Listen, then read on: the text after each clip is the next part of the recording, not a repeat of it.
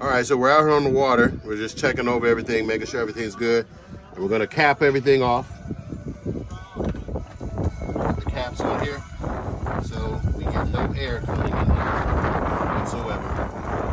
Just like it's OEM. So we're capping the ram air system. Ram air system's capped. These are very snug. They won't pop off even with the wind, but you can clamp them if you want. Provide the clamps here, and you can clamp them on down. So that's what we're gonna do, because I don't want them to pop off and you get an indirect reading. So we'll tighten these down, and we're gonna button the top back up. Just wanted to show you I have no front ram air dysfunctional. I don't have any airflow coming in here. It's all OEM. We got this hole cut here, but we're actually gonna put the hole back in there. The cap, we're not gonna run that off. We're gonna run this as if it was OEM, seat on, stage 2 tune, everything ready.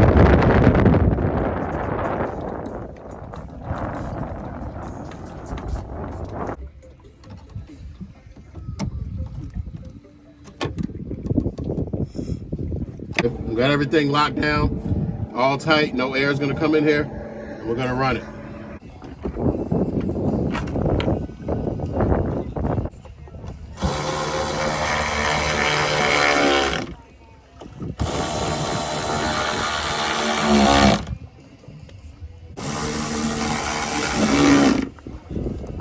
All right, we got the top deck all down.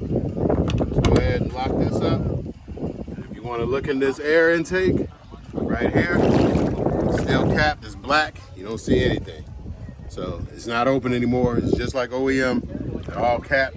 And that's how you would ride if you're going wave jumping or anything else and having a good time, and you're not on calm water doing like high speed runs or racing or just hauling ass having fun. So we're gonna put the seat on. It's all like normal. Let's run it and get you the numbers. All right, about to go take it on a run. Seat's back on. No ram air. Nothing's up front. Nothing's undone. It's all back to OEM spec. And the caps are in. As you see, you can't see through it anymore. This cap is in. I don't have nothing fugazi or no trickery. I'm gonna pop this just so you can see that I didn't switch decks or anything. No holes cut. All OEM. So let's run it and get on the water. That's all we're gonna do. All right, we got everything in sport mode. Let me focus the camera. So I'm using my phone mount, and we'll get the speed. And this is ram air vents, all the way capped up. Everything's just like OEM.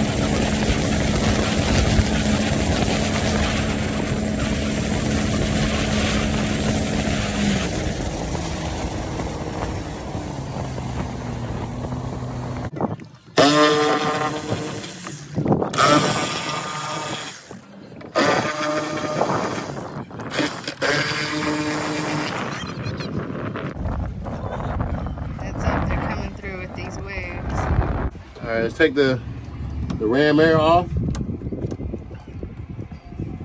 Take the vents off.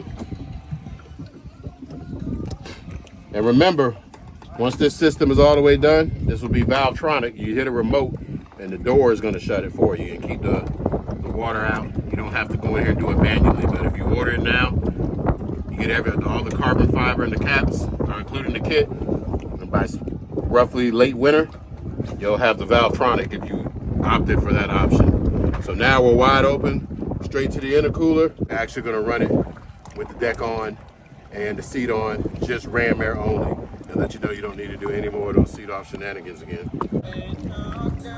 All right, we got the deck back on. We took the cap off and we're running the ram air. As you can see, it's wide open. You can see the intake and the intercooler, everything right there. and we're gonna put this seat back on. Nothing else. Caps in my hand. Let's show you what it do. Okay, we're out here now with the Ram Air ready to go. And we should get 84, 85. So that's gonna be a substantial jump, but also besides the top speed, watch how those numbers move for that acceleration, because more air, more acceleration.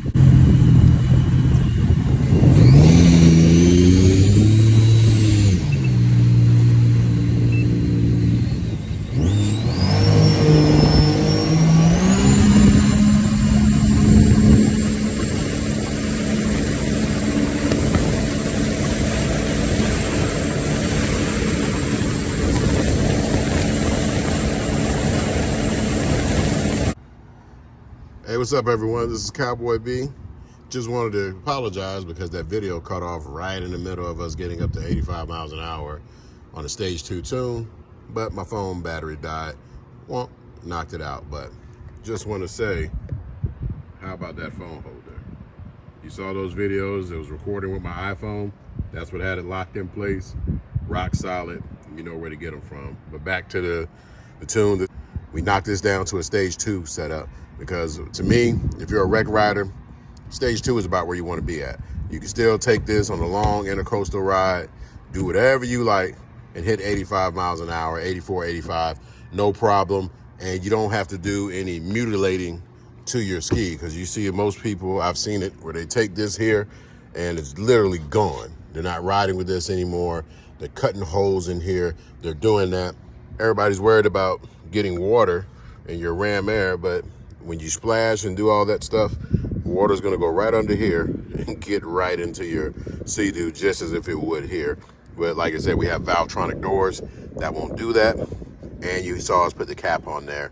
So if you ride responsibly, you put them caps on there, your speeds are gonna go down, because the key to getting these skis to go faster, tuned or not, is ventilation. So the proper hull ventilation is the way to go.